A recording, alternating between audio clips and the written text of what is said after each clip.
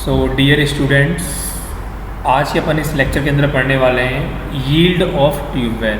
ठीक है, last lecture में पढ़ने पड़ा था ट्यूबवेल के बारे में। ठीक है, और ट्यूबवेल होते क्या है वो बता चुका हूँ आपको मैं पहले ही। ठीक है ना, लेक्चर में पढ़ चुके हैं अपन ट्यूबवेल के बारे में। अब हम पढ़ेंगे इसके अंदर यील्ड मतलब कि ट्यूबवेल से कितना हमको पानी मिलता है। ठीक है, यील्ड ऑफ ट्यूबवेल। ठीक है ना, तो इट कैन बी कंप्यूटेड इधर यूजिंग ड्यूपिट्स थ्योरी। तो दो बेसिकली साइंटिस्ट हैं, ड्यूपिट और थीम्स। ठीक है, तो इन्होंने भी कुछ थ्योरीज दी थी। तो सबसे पहले हम जो थ्योरी पढ़ने जा रहे हैं that is known as Dupuit theory. ठीक है, तो हर थ्योरी के कुछ एजम्पशंस होते हैं, जैसे मैंने बताया था आपको। तो एजम्पशंस क्या क्या हैं इसके? First is medium is to be assume to be homogeneous, isotropic and infinite. ठीक है, मतलब यहाँ पर क्या है, डेप्थ क्या है मेरी, इन्फिनाइट लेके चल रहे हैं। ठीक है, उसके बाद सेकंड क्या है मेरा, second is flow is assume to be radial, horizontal and laminar in the vicinity of the well. तो हम बात कर रहे हैं वेल की, तो जो फ्लो होगा वो मानेंगे रेडियल होगा, मतलब सर्किल के शेप में रेडियाई इस टाइप से होगा। देखो मैं आपको डायग्राम बनाया था वैसे ही कि अगर मान लो ये मेरा वेल है, देखो ये मेरा अगर वेल है, ठीक है, अगर मैं इसको वेल बना लेता हूँ एक टाइप से। ठीक है, तो ये मेरा क्या है, रेडियस है, ये मेरा क्या है, रेडियस है। तो फ्लो कैसे होगा, रेडियल होगा, रेडियल फ्लो होगा। ठीक है ना, रेडियल फ्लो होगा, हॉरिजॉन्टल होगा एंड लैमिनार होगा इन the vicinity of the well, मतलब आसपास के एरिया से, किसके, वेल के। उसके बाद for small water surface elevation हम मान के चलेंगे कि साइन थीटा की वैल्यू क्या है, टेन थीटा के इक्वल होगी। तो कुछ एजम्पशंस हैं और ये एग्जाम्पशन पूछ लिया जाता है एग्जाम में, खासकर ड्यूपिट थ्योरी के एग्जाम्पशन पूछे गए हैं, एसएससी जेईई के मेन से पूछे गए हैं ये what are the assumption of Dupuit theory. ठीक है, पूछ लेंगे 5 मार्क्स में। ठीक है ना, तो पता होना चाहिए आपको। ठीक है, अब आगे आपको एक बात और बताता हूँ मैं, जब भी आप एग्ज़ाम लिखने जाएंगे, चाहे वो आप गेट का चाहे ईएस का मेंस लिखने जाएँ, या आप एसएससी का मेंस लिखने जाएँ, या ईएन का मेंस लिखने जाएँ, जो चीज़ें पूछी है उन्होंने आपको वही पॉइंट टू पॉइंट लिखना है। आप ऐसे नहीं सेमेस्टर एग्जाम में जैसे पूरे पेज भर देते हैं 4-4, 5-5, नहीं, जैसा जैसा पूछा गया है आपको वैसा वैसा ही वहाँ पर लिखना है। पॉइंट टू पॉइंट लिखेंगे, मार्क्स सही मिलेंगे। क्योंकि पहली बात तो आपके पास टाइम नहीं होता है यहाँ पर।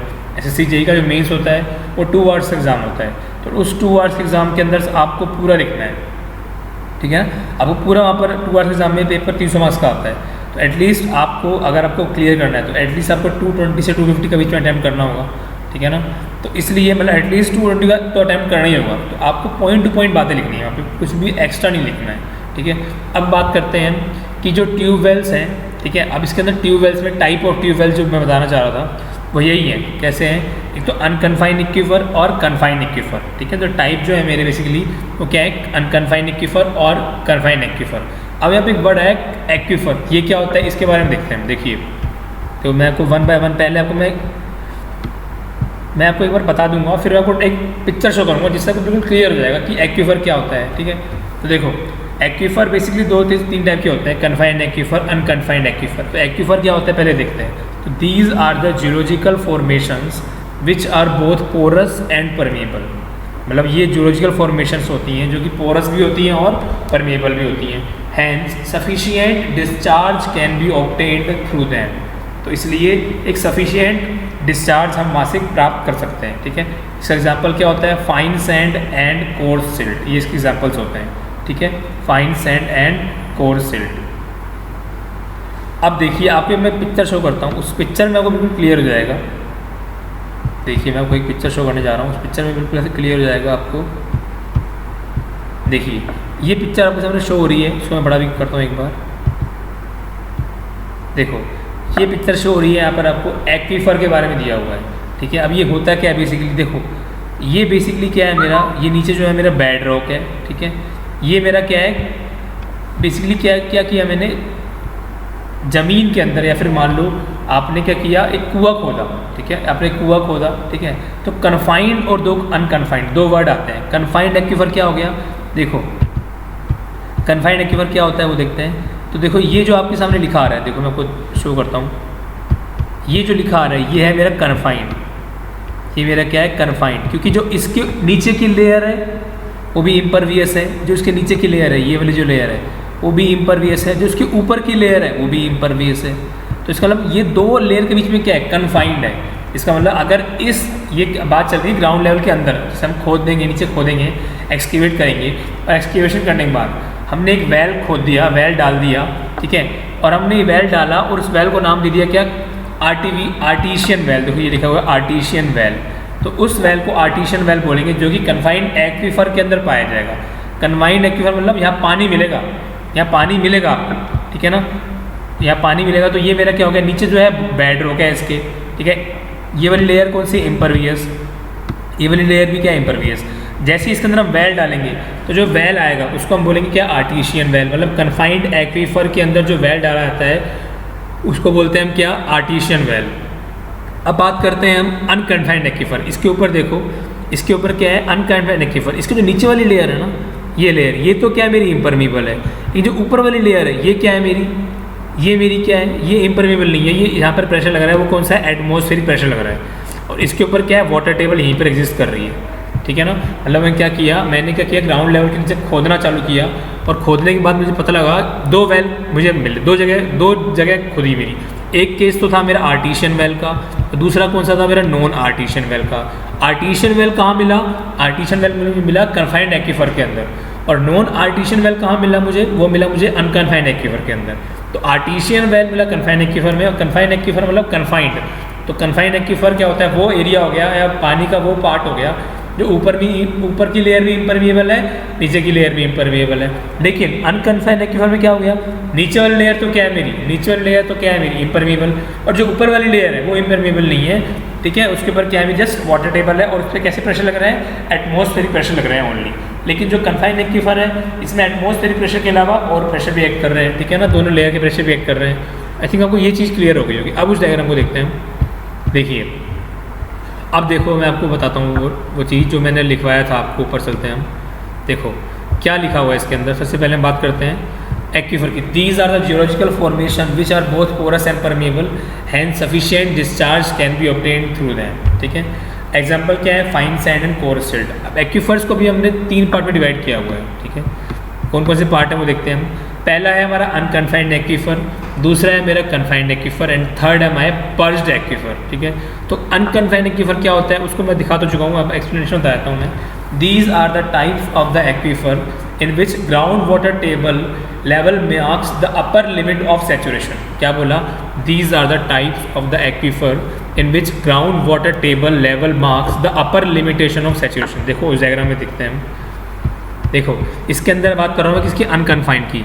अनकन्फाइंड की जब बात करते हैं तो इसमें क्या होता है, जो देखो ये जो मेरी वाटर टेबल है, देखो यहाँ पर एक बार देखो, ये मेरी वाटर टेबल है। ये मेरी वाटर टेबल जो है वो कहाँ पे मार्क कर रही है, अनकन्फाइंड एक्वीफर की ऊपर वाली सरफेस पे। ये देखो वही इसमें बोला गया, क्या बोला गया इसमें क्या बोला गया है, these are the types of the aquifer in which ground water table level marks the upper limit of saturation, the upper limit of saturation. तो यहाँ पर देखो क्या है, वाटर टेबल है, ठीक है। और क्या बोला गया है, और देखते हैं आगे। Water in this aquifers are subjected to no pressure other than hydrostatic pressure. तो इसका मतलब अनकन्फाइंड एक्वीफर की जब बात होती है, जब अनकन्फाइंड एक्वीफर की बात होती है तो इसका मतलब जो प्रेशर लगेगा वो कौन सा लगेगा, ओनली हाइड्रोस्टैटिक प्रेशर लगेगा, इसके अलावा कोई प्रेशर इसमें एक्ट नहीं करेगा। आगे आते हैं हम, देखिए कन्फाइंड एक्वीफर क्या होता है। कन्फाइंड एक्वीफर क्या होता है वो देखते हैं हम। देखिए these are the types of aquifers which are formed when a pervious medium is found to exist between two impermeable layer। इसमें क्या बोला गया कि कन्फाइंड एक्वीफर वो होता है जब, तो मैंने क्या बताया, कन्फाइंड एक्वीफर वो वाला होता है जब दो इम्परवियस मीडियम के बीच में एक परवियस मीडियम मेरा एग्जिस्ट कर देता है, मतलब एज ए सैंडविच फिनोमेना बना लेता है। जैसे दो ब्रेड के बीच में एक आलू आ जाता है तो सैंडविच बन जाता है, ऐसे दो इम्परमिएबल लेयर के बीच में क्या होता है, मेरा एक परवियस मीडियम आ जाता है। These are the types of aquifer which are formed when a pervious medium is found to exist between two impermeable layer. तो दिखाता हूँ देखो इस डायग्राम के अंदर, देखिए देखो ये था मेरा ये जो मेरा डायग्राम शो हो रहा है ये कन्फाइंड एक्वीफर का, ठीक है। तो इसमें देखो एक बार, देखो यहाँ पर एक बार रुको,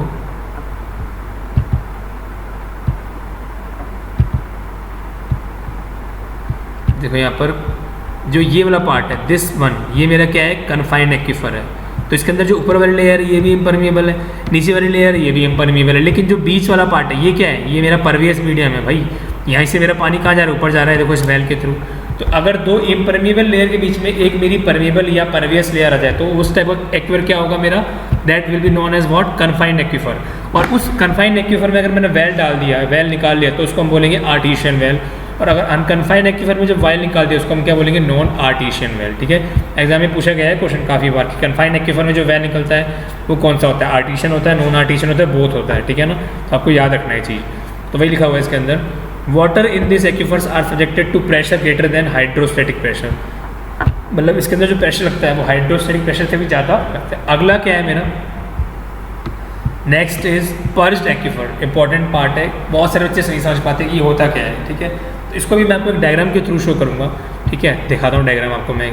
आपके सामने एक डायग्राम शो हो रहा है, देखो लिखा भी हुआ है, perched aquifer is a special case which is sometimes formed to occur within an unconfined aquifer. ठीक है, क्या बोला, पर्ज्ड एक्वीफर एक स्पेशल टाइप है किसका, अनकन्फाइंड एक्वीफर का। कैसे, वो देखो देखो, if within the zone of saturation an impervious deposit below a pervious deposit is found to support a body of the saturated material, then this body of the saturated material which is a kind of aquifer is known as purged aquifer। देखो इसको explain करता हूँ, देखो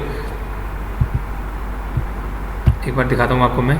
इसमें क्या बताया मैंने आपको, यहाँ पर देखो जो ये वाला पार्ट है ये है मेरा, क्या है ये जो है, ये सैचुरेशन है, ये सैचुरेटेड है। ठीक है, जो नीचे वाली लेयर है ये कौन सी है, ये इम्परवियस है। इसके अंदर का जो पार्ट है ये क्या है, मेरा परवियस मटेरियल है। तो यही मेरा क्या हो गया, पर्ज्ड एक्वीफर। अब देखो जो ये मेरा पार्ट है ये मेरा इम्परवियस है। ठीक है, ये मेरा ये वाला पार्ट तो वही इसमें बोला गया। अब इसको देखो, अब ये तो किताबी लैंग्वेज थी, अब मैं इसको अपनी लैंग्वेज में बताता हूँ जो मैंने लिखा हुआ है। देखो पर्ज्ड एक्वीफर क्या होता है वो देखते हैं हम एक बार। देखिए, in some cases impermeable layer is found to exist in pervious medium. In some cases, impermeable layer is found to exist in pervious medium above the groundwater table level, carrying the saturated soil mass। तो देखो यहाँ पर क्या बताया हुआ है, यहाँ पर देखो यहाँ पर मेरा impervious, ये जो लेयर है ये मेरी कैसी है, ये लेयर तो मेरी impervious है। देखो ये जो लेयर है मेरी impervious लेयर है, लेकिन इस impervious लेयर के अंदर भी कैसा है, परवियस मटेरियल है। ये भी क्या है मेरा, परवियस मटेरियल। तो इसको हम क्या बोलते हैं, पर्ज्ड एक्वीफर। तो नीचे भी क्या है, impervious। ये मेरी वाटर टेबल है, ये मेरी क्या है, वाटर टेबल है। ठीक है, और ये वाली जो वाटर टेबल है ये मेरी पर्ज्ड एक्वीफर की वाटर टेबल है। ये मेरी वाटर टेबल किसकी है, पर्ज्ड एक्वीफर की वाटर टेबल है। और ये मेरी कौन सी, जनरली वाटर टेबल है ये। ठीक है, तो बेसिकली क्या हो गया, ये भी इम्परवियस, ये भी इम्परवियस, उसके अंदर भी एक इम्परवियस लेयर, और उस इम्परवियस लेयर के अंदर एक क्या है, परवियस पार्ट, उसको हम क्या बोलते हैं, पर्ज्ड एक्वीफर।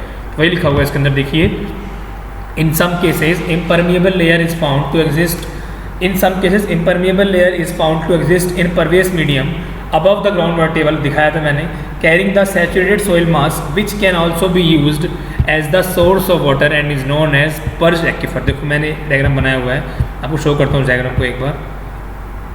देखो ये डायग्राम आपके सामने दिखाता हूँ मैं। देखो ये आपके डायग्राम बना हुआ है, ये देखो,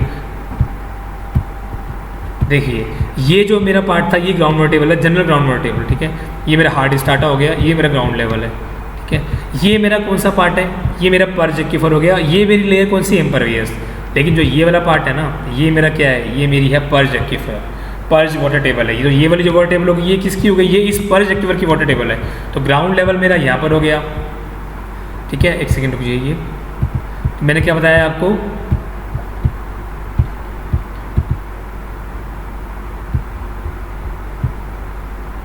मैंने आपको ये बताया एक बार कि जो मेरा ग्राउंड लेवल था वो तो मेरा यहाँ पर है, और जो मेरा ग्राउंड वाटर टेबल है वो यहाँ पर है। ठीक है, और जो ये वाला, ये इसके अंदर ये कौन सा, ये मेरा इम्परवियस पार्ट है, और उसके ऊपर ही क्या है, मेरा परवियस पार्ट, सैचुरेटेड सॉइल मास। इसके ऊपर इसकी खुद की क्या है, वाटर टेबल, तो उसको हम बोलते हैं पर्ज्ड वाटर टेबल। ठीक है, तो आई थिंक आपको एक्वीफर्स के पार्ट जो थे वो क्लियर हो गए होंगे, कन्फाइंड एक्वीफर, अनकन्फाइंड एक्वीफर और पर्ज्ड एक्वीफर। ठीक है, डायग्राम के थ्रू आपको क्लियर हो गया होगा।